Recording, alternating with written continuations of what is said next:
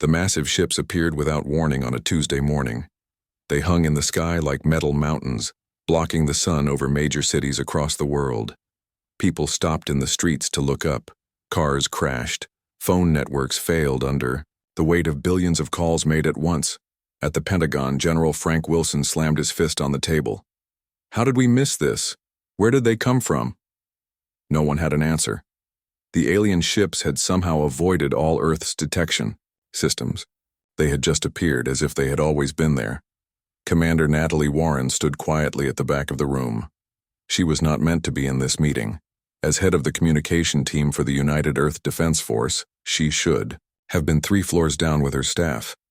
But something had pulled her here today. We need someone to talk to them, the president said on the large screen at the front of the room. He looked like he hadn't slept in days, though the ships had only arrived 8 hours ago. Someone who won't panic, someone smart. General Wilson turned around, his eyes scanning the room until they landed on Natalie. Commander Warren, you have experience in tough talks. You handled the peace deals in Africa last year. Natalie stepped forward. Sir, negotiating between human nations is very different from talking to whatever these beings are. You're all we've got, the president said. The aliens have sent a message they want to meet. Geneva, 6 hours from now. Natalie felt the weight of the world drop onto her shoulders. Yes, sir. I'll do my best. The flight to Geneva was quick in the military jet. Natalie spent the time reading what little information they had gathered about the ships. They were made of a metal not found on Earth. They used no fuel that could be detected. They had weapons that made nuclear bombs look like toys. The meeting place was a large glass building usually used for world leader meetings. Now it stood empty except for a long table in the center. Natalie sat on one side with a small team of advisors. They waited. At exactly noon, the air on the other side of the table seemed to bend. 5 tall figures appeared. They looked almost human, but their skin glowed with shifting patterns of light. They moved too smoothly, as if they were flowing rather than walking. The tallest one stepped forward. I am the emissary of the Myriad Collective, it said in perfect English. Its voice seemed to come from everywhere at once. We have come to inform you of your new place in the order of things. Natalie kept her face calm, though her heart was racing. I am Commander Natalie Warren of Earth. We welcome peaceful contact with other beings. The emissary's skin flashed with red patterns. Peace is not what we offer. We offer survival. The Myriad Collective needs resources. Your planet has them. You will give us what we need, or you will be removed. The room went silent. Natalie's advisors looked at her with fear in their eyes. She took a deep breath and pressed the small button on her earpiece, opening the line to the world leaders watching the meeting. They want us to surrender, she whispered. They're threatening to destroy us if we don't. Try to negotiate, came the president's voice. Offer them something. Anything. Natalie looked at the emissary. Its eyes were solid black, showing nothing of its thoughts. The patterns on its skin pulsed in a rhythm that made her feel dizzy. She opened her mouth to speak, to offer some deal, but something stopped her. A feeling deep in her gut told her not to say another word. Instead, she stared at the emissary. She kept her face blank. She said nothing. The emissary tilted its head. You will answer now. You will agree to our terms. Natalie remained silent. The emissary stepped closer to the table. Your silence is not acceptable. Speak. One of Natalie's advisors, a nervous man named Ben, started to talk. Perhaps we could... Natalie held up her hand, stopping him. She never took her eyes off the emissary. She still said nothing. The patterns on the emissary's skin began to flicker. It looked almost confused. Communication is required. Speak now. Natalie Warren did not speak. She did not nod. She did not change her expression. She simply watched. The other aliens began to move in strange ways. Their smooth movements became jerky. The lights under their skin flashed in random patterns. The emissary reached out a hand as if trying to grab something invisible in the air. You must respond. Its voice no longer came from everywhere. Now it sounded broken, like a bad radio connection. Natalie's earpiece came alive with voices. "What's happening? What did you do to them?" She didn't answer. She kept her eyes on the aliens, who were now moving like they were in pain. The emissary's body bent at an odd angle. System. Failure.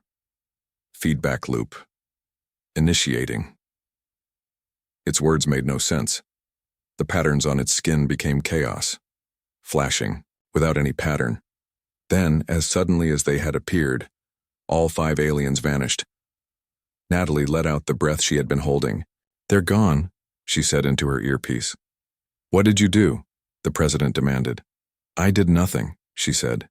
"That was the point. I did absolutely nothing."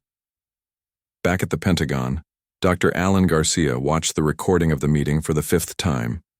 As the lead scientist studying alien biology, he had noticed something no one else had. "Look here," he said, pointing to the screen where the emissary's skin patterns were changing. "These patterns are not random. They're a language. And here," he pointed to the moment when Natalie refused to speak. "See how the patterns change? It's like they short-circuited."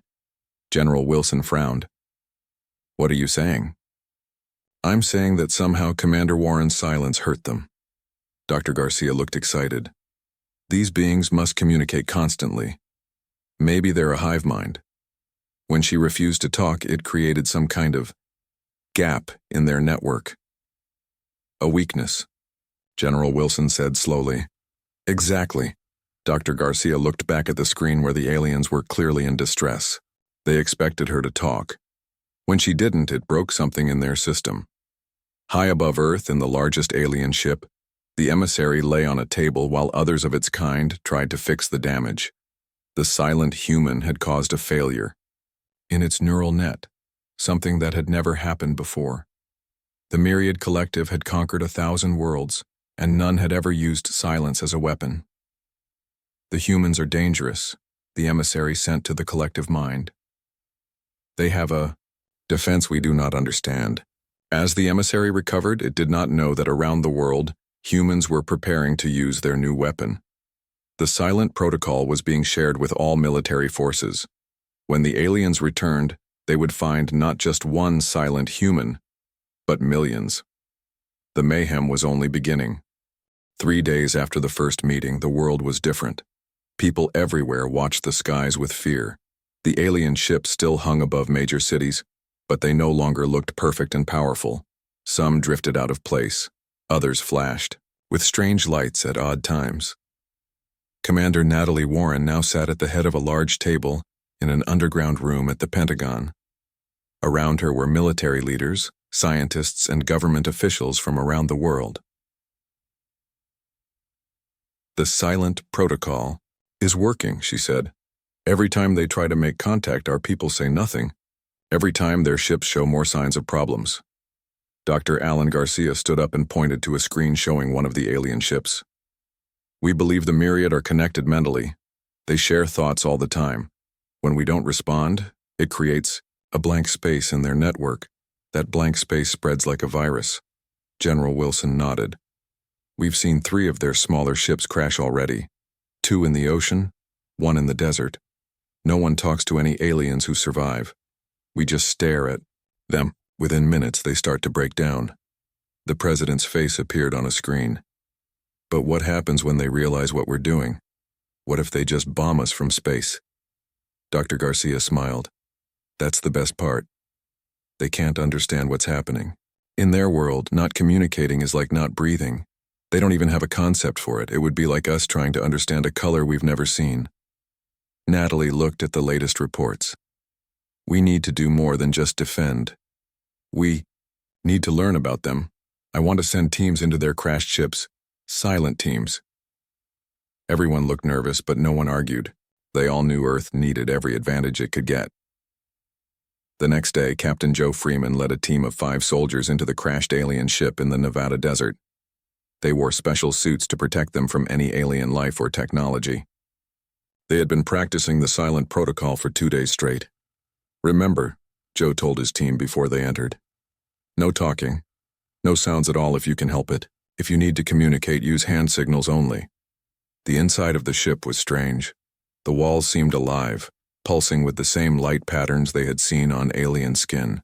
The halls curved in ways that made no sense, sometimes going up when they should go down. The team moved carefully, taking pictures and samples. In what looked like the control room, they found dead aliens slumped over strange controls. Their skin no longer glowed but was gray and lifeless. A sound made Joe turn. One alien was still alive, barely. It sat in a corner, its skin flickering weakly. When it saw the humans, it reached out a hand. Help. Network. Breaking. It said in a strange, broken voice. Joe's hand went to his gun, but he didn't draw it. He stared at the alien, saying nothing. The alien's body jerked. Need input. Please. For a moment, Joe almost felt sorry for it. The creature seemed to be in pain, but he remembered what was at stake. He kept silent. The alien's skin flashed, once, bright enough to make the humans shield their eyes. When they looked again, it was dead. Back at the base, Joe's team gave their samples to the scientists. Dr. Garcia was especially interested in a small device they had found, which seemed to be some kind of communication tool. This could help us understand how they talk to each other, he said. If we know how their network works, maybe we can find more ways to disrupt it.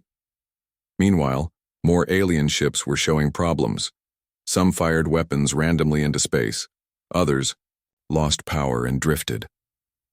Two large ships actually crashed into each other above the Pacific Ocean, sending burning pieces falling into the water. Natalie was watching a live feed of the orbiting ships when an alarm sounded. "What's happening?" she asked. A young officer named Lisa turned to her with fear in her eyes. "They're landing, ma'am. All over the world. Small ships are coming down in every major city." The room went quiet. Then General Wilson said what everyone was thinking. "They're changing their plan. If they can't talk to us from space, they're coming down to find us face to face." Natalie felt a chill. "Tell everyone to hold to the silent protocol. No matter what, no one speaks to them." Around the world, people hid in their homes as small alien ships landed in streets, parks, and open spaces. Aliens emerged, their skin glowing brightly. They approached any humans they could find, reaching out with their hands. In New York, a woman named Karen was caught in the open when a ship landed in Central Park. An alien approached her, its hand extended. "You will communicate," it said. Karen remembered the emergency broadcasts. No talking. She pressed her lips together and stared at the alien. The alien moved closer. "You must join the network. It is better. It is whole." Karen stepped back but kept her silence. The alien's skin began to flash rapidly. It made a high-pitched noise. Then it fell to its knees, its body twitching. All over the world, the same scene played out. Aliens approached humans, tried to make them talk, and then broke down when met with silence. But not all encounters ended peacefully. In some places, the aliens became violent when humans wouldn't respond. They destroyed buildings and vehicles. In London, an alien ship crashed into Big Ben, sending the famous clock tower crashing down. At the Pentagon, reports were coming in from everywhere. Some were good, aliens failing, ships crashing. Others were bad, destruction, fires, people hurt or killed. "We need to do more," Natalie said. "The silent protocol is hurting them, but it's not enough. We need to understand their weakness better."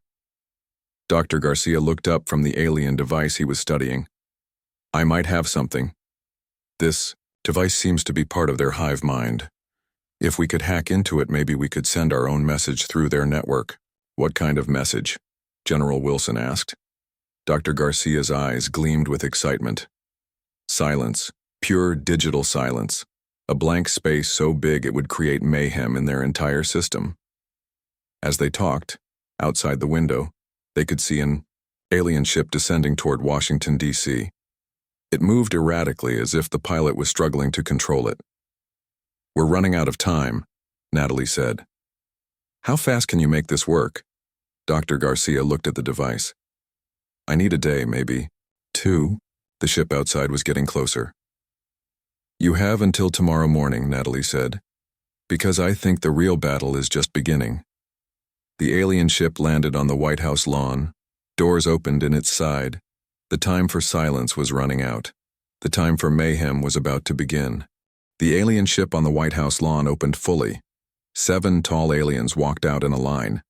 Their skin patterns flashed faster than any humans had seen before. They looked angry. Soldiers surrounded the area, their guns aimed at the aliens. None of the soldiers spoke. They had all been trained in the silent protocol. President Harris watched from a secure bunker beneath the White House. What do they want? He asked. Natalie, who had been flown to Washington on an emergency flight, stood beside him. They want us to talk to them. They need our voices to fix their network. But we can't give them that. On the screen, the lead alien stepped forward. It looked directly at the camera as if it knew the president was watching. Humans, it said, its voice deeper than the emissaries had been. Your silence is an act of war. We offered you a place in our network. We offered you the gift of true connection. You respond with this emptiness. The alien raised its hands. The ground began to shake.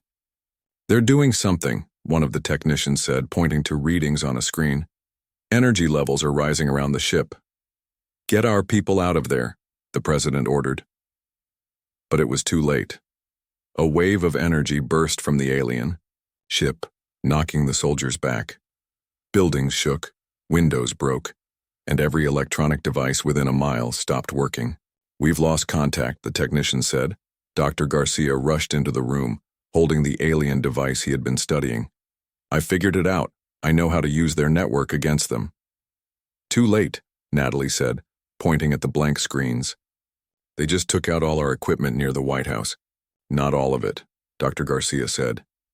This device has its own power, and it's still connected to their network. I can send the silence code through it right now. The president nodded. Do it. Dr. Garcia connected his laptop to the alien device. He typed quickly, his fingers flying over the keys. What I'm doing is creating a digital version of our silent protocol. When I send this, it will be like shouting silence into their network. It should create chaos in their system. He pressed a final key. The alien device glowed brightly, then went dark.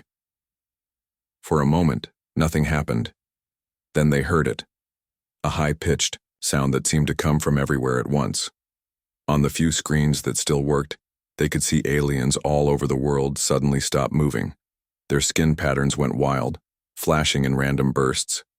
In space, the large alien ships began to move in strange ways. Some fired weapons, others started to drift toward Earth. What's happening to them? The president asked. Mayhem, Dr. Garcia said with a grim smile. Pure mayhem in their network.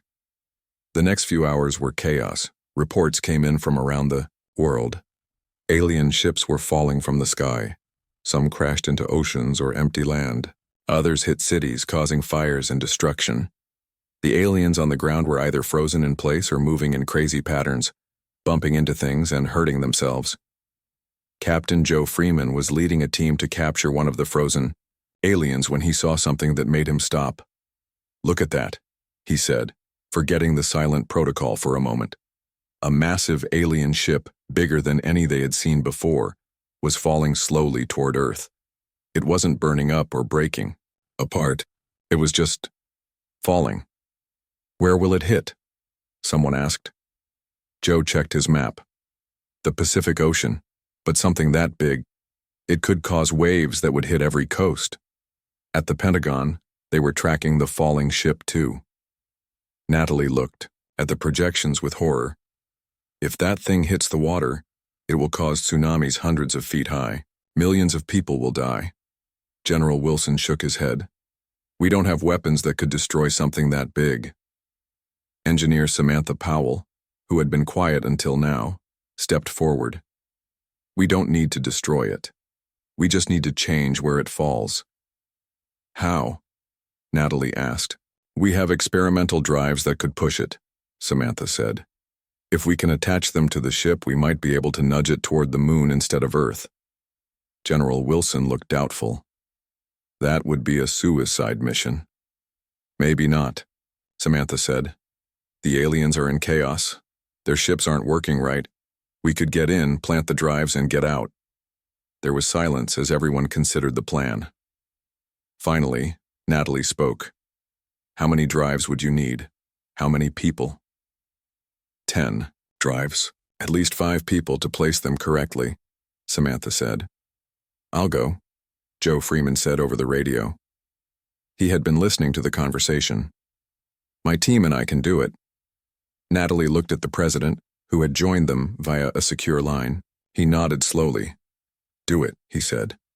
Save as many as you can. 6 hours later, Joe and his team, along with Samantha, were in a small spacecraft approaching the falling alien ship.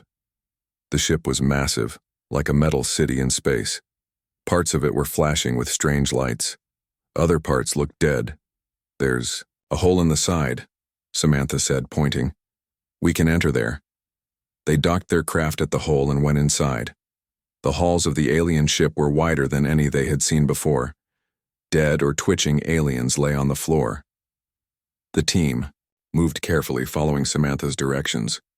We need to place the drives at these points, she said, showing a map on her tablet. They need to be on the outer hull to work. The team split up, each taking 2 drives. Joe went with Samantha. As they worked to attach the drives to the hull, Joe noticed something. The ship is getting warmer. Samantha checked her readings. Its core is overheating. We need to hurry. They worked faster, sweating in their suits. One by one, the drives were attached and activated. That's 10, Joe said finally. Now we get out of here. They ran back toward their craft. The alien ship was definitely hotter now. Walls that had been cool to the touch were now burning hot. Strange sounds echoed through the halls. They were almost at their craft when a wall panel burst open. Burning gas poured out, cutting off their path. Find another way, Joe shouted. They turned down a different hall, then another. The ship was a maze, and now it was a burning, melting maze. There, Samantha pointed to an alien escape pod. Maybe we can use that. They piled into the pod. Samantha studied the controls. I think this button launches it. She pressed it. Nothing happened. The heat was becoming unbearable. Warning lights flashed on their suits. Try again, Joe said. Samantha pressed the button again and held it down. With a jerk, the pod broke free from the ship.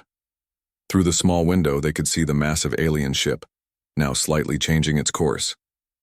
The drives were working. It was turning away from Earth, toward the empty space where the moon would be in its orbit. We did it, Samantha said. Then a blast of light filled the pod as the alien ship's core finally overheated and exploded. The explosion lit up the sky like a second sun. People all over Earth could see it, a bright flash that turned night to day for a few seconds.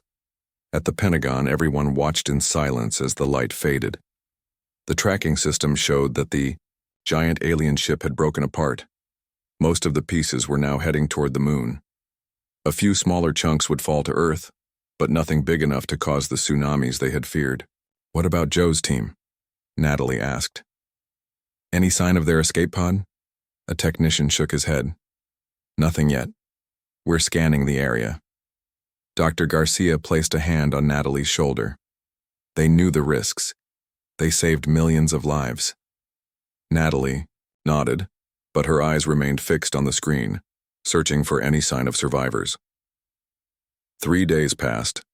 The remaining alien ships had either crashed or left Earth's orbit, fleeing back into deep space. On the ground, the aliens were either dead or in a state that looked like deep sleep. Their skin no longer glowed.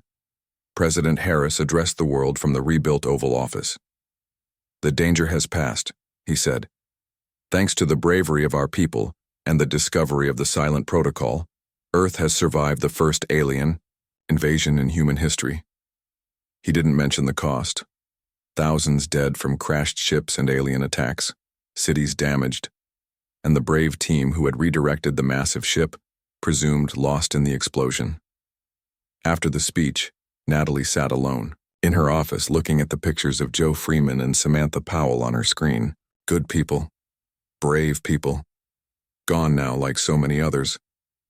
Her phone rang. It was Dr. Garcia. "You need to come to Lab 7, he said, his voice excited. "We've made contact." Natalie rushed to the lab. There, in a special room with thick glass walls, sat one of the aliens. It wasn't moving much, but its skin had a faint glow. In front of it was a computer screen and a keyboard. "It can't talk to us directly anymore," Dr. Garcia explained. "The silent protocol damaged its voice system, but it can type." Natalie looked at the screen. Words were appearing as the alien typed. "I am Scout of the Myriad. I wish to understand what happened to us." Natalie sat down at another keyboard connected to the same screen. "You tried to invade our world," she typed. "We defended ourselves." The alien's fingers moved slowly. "Not invasion as you understand it. Connection. The Myriad connects all minds. We thought you would want this gift." Natalie frowned. "You threatened to destroy us if we didn't obey." The alien paused before typing again. "A mistake. We do not understand separate minds well. In the Myriad, all is shared. All is one. We thought your separation was a sickness we could cure." Dr. Garcia leaned close to Natalie. "I think they genuinely don't understand. Their whole society is based on constant connection. Being alone, being silent is something they can't imagine." Natalie nodded and typed. "Our silence hurt you. Why?" The alien's skin flickered as it responded. "Silence is death to the Myriad. Our minds must connect always. A gap in the network spreads, grows. Your silence was a weapon more terrible than any we have faced." A new message appeared on a different screen in the lab. Natalie rushed to read it. "Commander Warren, we've picked up a signal.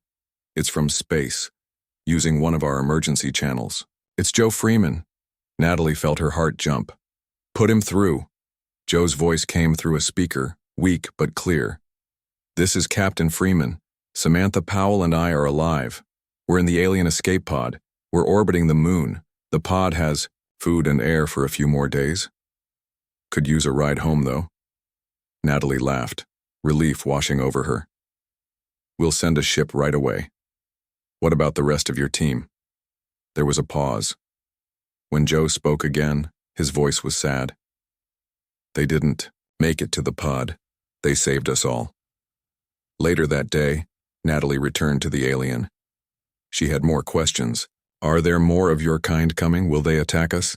The alien typed slowly. "No more will come. The digital silence you sent through our network has spread to all Myriad ships. Many have shut down. Others flee from your system. Earth is marked as dangerous now." Natalie felt relief, but also curiosity. "What will happen to you? The aliens still here on Earth?" "We are cut off from the Myriad now. We are alone. It is strange, frightening, but also interesting.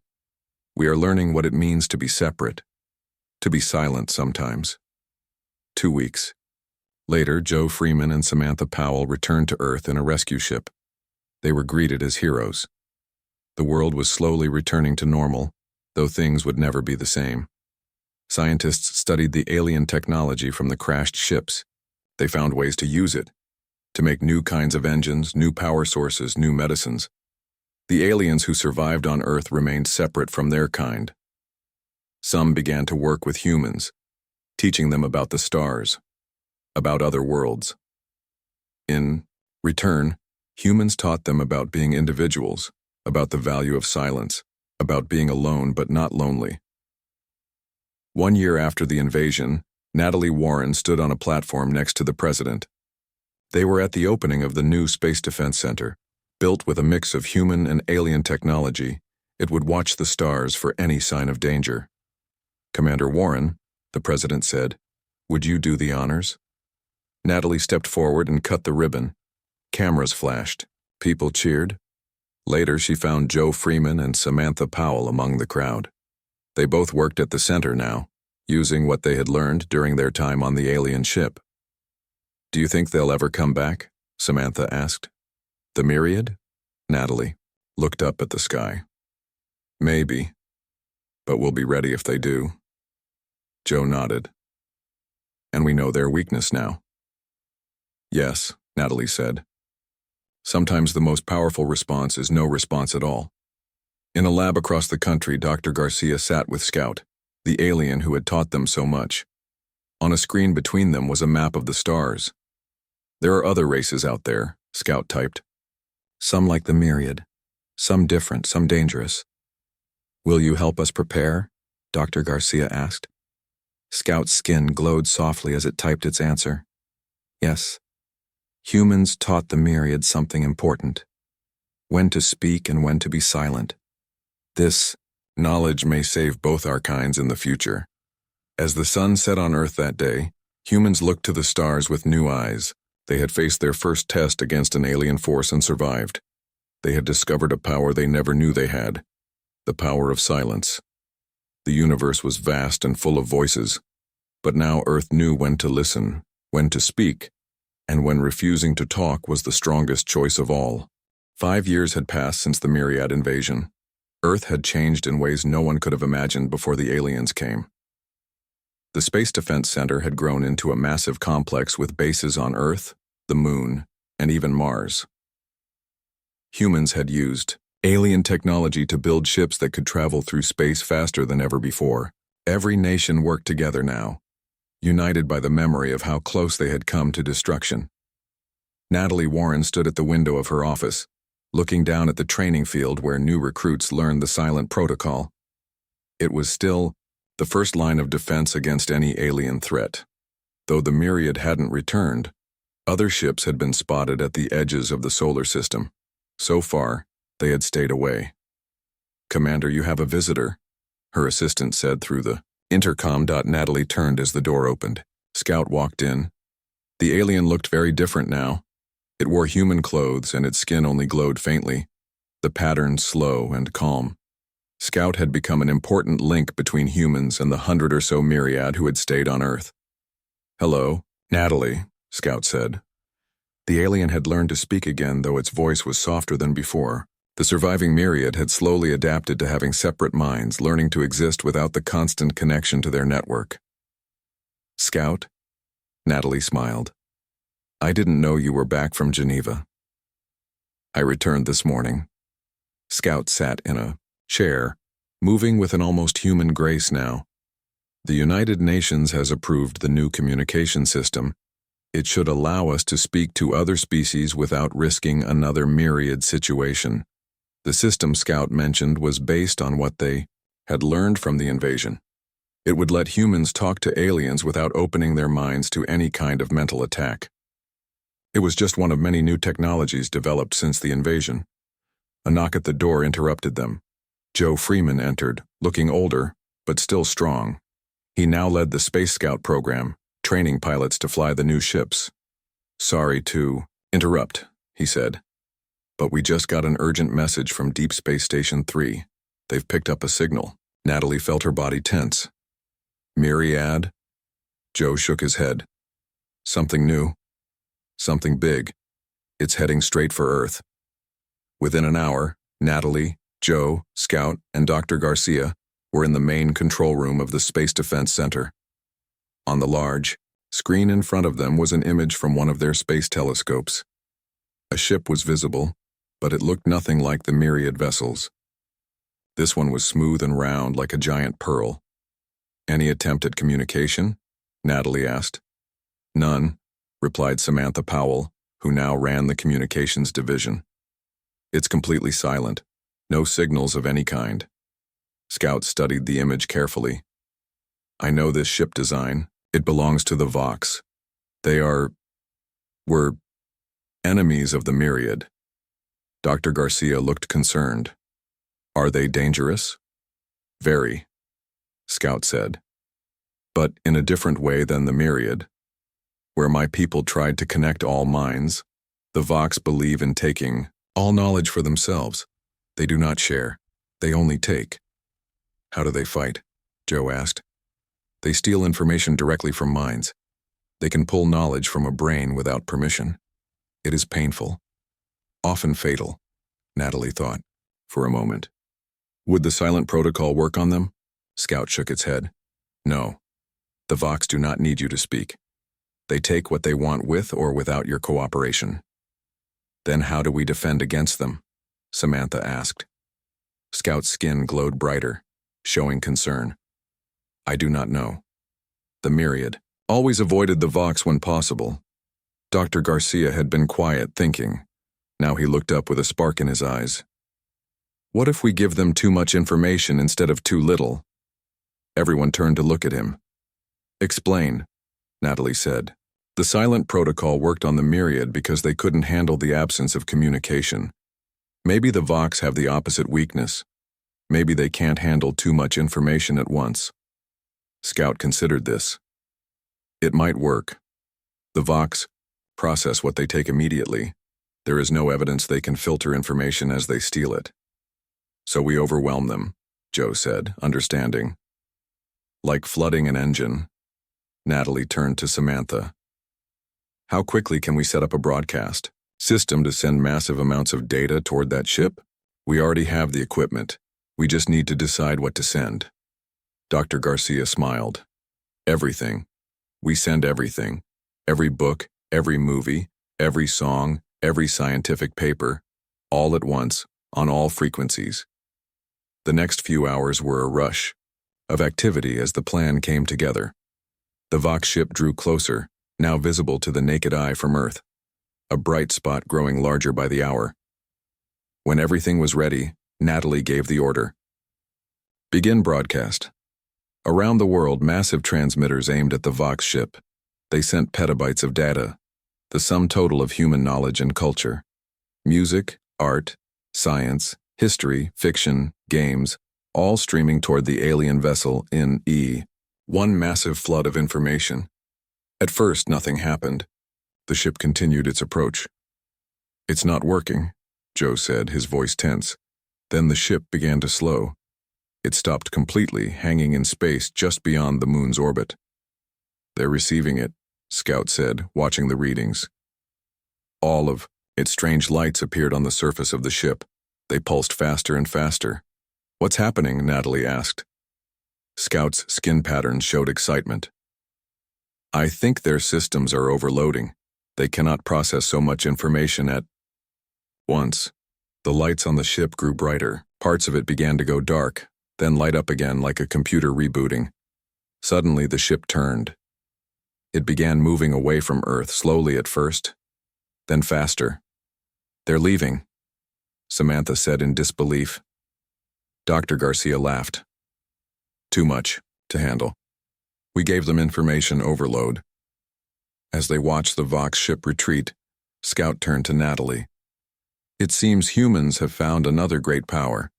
First the power of silence against the Myriad, now the power of too much information against the Vox. Natalie nodded. We're learning. Each alien race has its own weakness. Later that night, as Earth celebrated another victory, Natalie stood on the roof of the Space Defense Center with Joe and Samantha. They looked up at the stars, wondering what other challenges might come from the darkness between them. Do you think they'll be back? Samantha asked. Maybe, Natalie said, or maybe something else will come. But we'll be ready. Joe pointed to a bright star just appearing over the horizon. You know what I think? I think we're the dangerous ones now. First, we refused to talk and created mayhem in the Myriad. Then we talked too much and drove away the Vox. Natalie smiled. Maybe that's humanity's real strength. We adapt. We find a way. We turned silence into a weapon. Then we turned knowledge into a shield. As they watched the night sky, a message came through on Natalie's communicator. Another, unknown ship had been detected at the edge of the solar system. This one was different from both the Myriad and the Vox. Here we go again, she said. But she wasn't worried. Earth was ready. Humanity had found its place among the stars, not as the strongest or the most advanced, but as the most adaptable. The species that could turn anything into a weapon or a shield when needed. The battle for Earth would never truly end, but neither would humanity's determination to survive, to defend itself in ways no alien could predict. Sometimes by refusing to talk, sometimes by saying too much. And who knew what they would discover next?